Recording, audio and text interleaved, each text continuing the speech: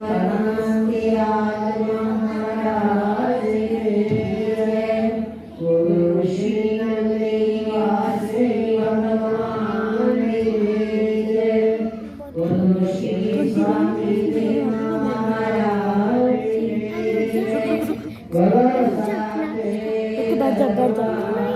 मैं भी बैठ गया। श्री गुरु महाराज जी के चरणों में बैठी सरसंगत आप सब लोग यहाँ पर एकत्रित हुए हैं, प्रभु के नाम का गुणगान कर रहे हैं, कीर्तन कर रहे हैं मिलकर। और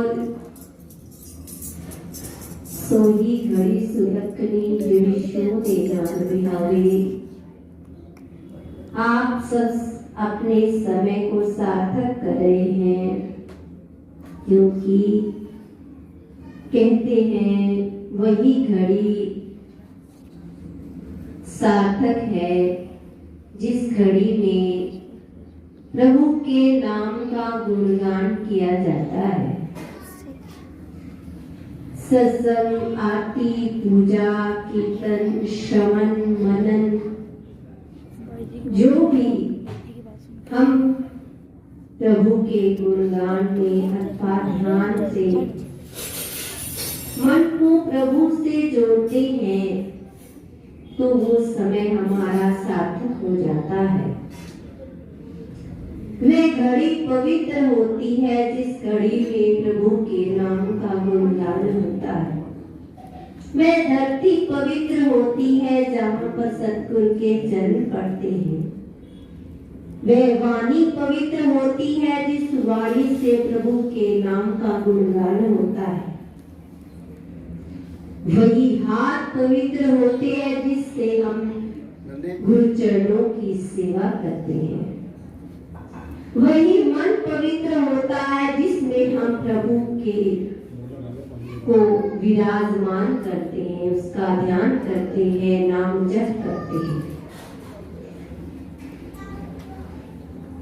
हमें उस परमात्मा ने सब कुछ दिया, तन धन संपय सुख दिए और जमीनी के धाम। तन दिया, स्वस्थ दिया, धन भी दिया है और सभी प्रकार के सुख प्राप्त होते हुए भी एक घड़ी आधी से भी याद तुलसी संगत साध की कटे को। एक घड़ी मिल जाए, उससे भी आधी क्यों ना मिल जाए। सत्संग का एक पल भी, एक शब्द भी अगर आपने अपने मन में बिठा लिया और उस पर आचरण किया, तो आपका जीवन सफल हो जाएगा। कोटि अपराध कट जाते हैं, संतों की दृष्टि जब पड़ जाती है। जब हम उनके चरणों में पहुंच जाते हैं, उनके दर्शन पाते हैं, उनके अमृत वचनों को सुनते हैं, तन भी पवित्र हो जाता है और मन भी पवित्र हो जाता है। और वचनों को जब मन में धारण करके उस पर चलते हैं, तो जीवन सफल हो जाता है। जीवन को किस प्रकार जीना है, उस पर अमल करना है। प्रभु के नाम से जो सतगुरु बताते हैं, उनके अनुसार जो चलता है, उसका जीवन सफल हो जाता है। जो गुरु की वचनों को नहीं मानता, उसका जीवन असफल हो ही रहता है। हमने बहुत सी कथाएं सुनी होंगी।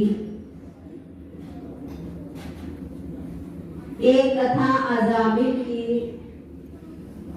अजामिल जो अपने गुरुदेव के चरणों में आस्था विश्वास रखा करता है, वह गुरु के वचनों का पालन करता, सेवा करता, आश्रम में दरबार में पूजा करता, किया करता था। और करने के पश्चात वह अपने घर पर अपने स्थान को चला जाता था। गुरुदेव ने उसे कहा, एक बार कहा कि तुम ये नगर के बीचों बीच जो स्थान है उधर से मत जाना, बाहर की तरफ से जाना। लेकिन अजामिल एक दिन बाहर से ही चला गया। सोचने लगा, कहने लगा, गुरुदेव ने मुझे कहा है तो उसी स्थान से जाता हूँ। गुरुदेव हमारे भले के लिए ही कहते हैं जो कहते हैं। तो वह जिस स्थान से गुरुदेव ने कहा वहीं से चला गया। दूसरे दिन फिर सोचने लगा कि गुरुदेव ने मुझे अंदर से जाने के लिए क्यों नहीं कहा, क्या कारण है, देखूं तो सही। लेकिन फिर मैं सोचने लगा, नहीं, ऐसा नहीं करूंगा। फिर बाहर की तरफ से जाने लगा, नगर के बीच में से नहीं गया। तीसरे दिन फिर वही सोचने लगा कि नहीं, क्यों ना अंदर से जाके देखा जाए क्या कारण है। गुरुदेव ने मुझे अंदर से जाने को क्यों मना किया।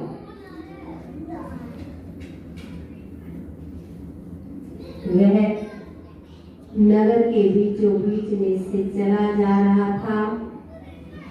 उसकी दृष्टि वेश्या पर पड़ी, उसका मन अपवित्र हो गया। फिर दूसरे दिन भी वह वहीं से गया। गुरुदेव के सामने पहुंचता है, घबराया हुआ। गुरुदेव ने पूछा, क्या बात है, तुम इतने परेशान क्यों हो, क्या कारण है। तो कहने लगा, कुछ नहीं गुरुदेव, कोई कारण नहीं, कोई बात नहीं। उसने सत्य नहीं बताया। यद्यपि उसका मन कह रहा था कि बता दूं, लेकिन दूसरा मन कह रहा था कि नहीं, उसने नहीं कहा। फिर वह उसी स्थान से फिर नगर के बीचों बीच में से गया। फिर उसकी दृष्टि वेश्या पर पड़ी। गुरुदेव के पास पहुंचा। गुरुदेव कहने लगे, आज तुम्हारे पांव में मिट्टी लगी है, कीचड़ से भरे हुए हैं, लगता है तुम गलत स्थान से आए हो। अब गुरुदेव तो सब जानते हैं, वो तो अंतर्यामी, लेकिन वह समझ नहीं पाया गुरुदेव के इशारे को कि वे सब जानते हैं, मुझे समझा रहे हैं कि तुम गलत रास्ते से आए हो, तुमने गलत मार्ग अपना लिया है। लेकिन उसकी समझ में नहीं आया, क्योंकि उसकी बुद्धि तो भ्रष्ट हो चुकी थी। लेकिन समझाने पर भी वह नहीं समझा, फिर उसी रास्ते से आया। अगले दिन फिर वह आया ही नहीं, क्योंकि वह वेश्या के चक्कर में पड़ गया था। ये जो मन में बिठा लिया, गुरुदेव के चरणों में उपस्थित होकर भी वह सही रास्ता नहीं अपना लिया, क्योंकि वह गलत रास्ते पर चल पड़ा था। लेकिन गुरुदेव तो अपने शिष्य का भला ही चाहते हैं। बहुत समय बीत गया, अजामिल तो फंस चुका था मोह माया के जाल में।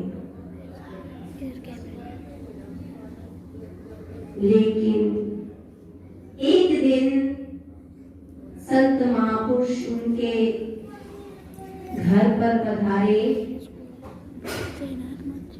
तो वेश्या जो थी उसकी स्त्री, वो बड़ी प्रसन्न हुई।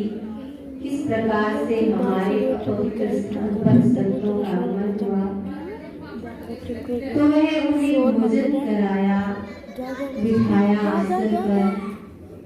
भोजन कराकर जाने ही लगते हैं तो अजामिल आ जाता है।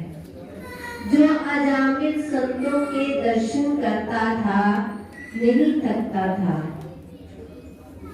जो श्रद्धा भाव से संतों की सेवा करता था, आज वही अजामिल संतों का निरादर करता है, उन्हें जाने के लिए कह देता है। लेकिन संत तो दयालु होते हैं। उन्होंने कहा, अजामिल, हम तब तक नहीं जाएंगे जब तक तुम मुझे दक्षिणा नहीं दोगे। तो दक्षिणा में कहने लगे, क्या चाहिए? कहने लगे, अपने पुत्र का नाम नारायण रखना।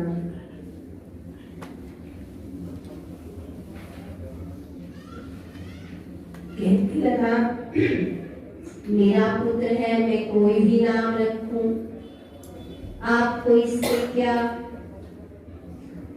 संत महापुरुष कहने लगे, जब तक तुम दक्षिणा नहीं दोगे हम नहीं जाएंगे। तो कहने लगा, ठीक है, मैं अपने पुत्र का नाम नारायण ही रखूंगा।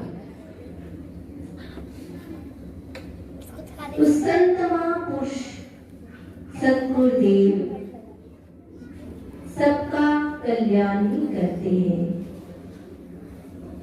प्रत्येक जीव का भला ही चाहते हैं। मनुष्य ही समझ नहीं पाता कि वो क्या कह रहे हैं। उनकी प्रत्येक बात में, उनकी प्रत्येक वचन में एक रहस्य होता है जो मनुष्य समझ ही नहीं पाता, और जो समझ ले तो उसका जीवन सार्थक हो जाता है।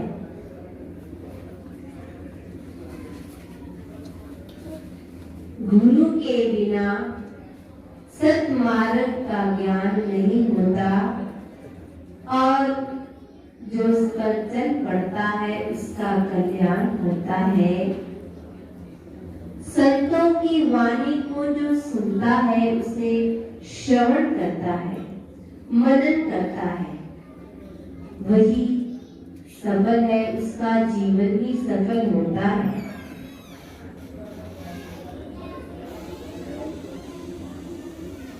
इस जीवन में मनुष्य को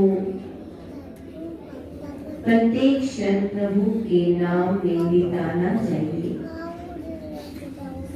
हम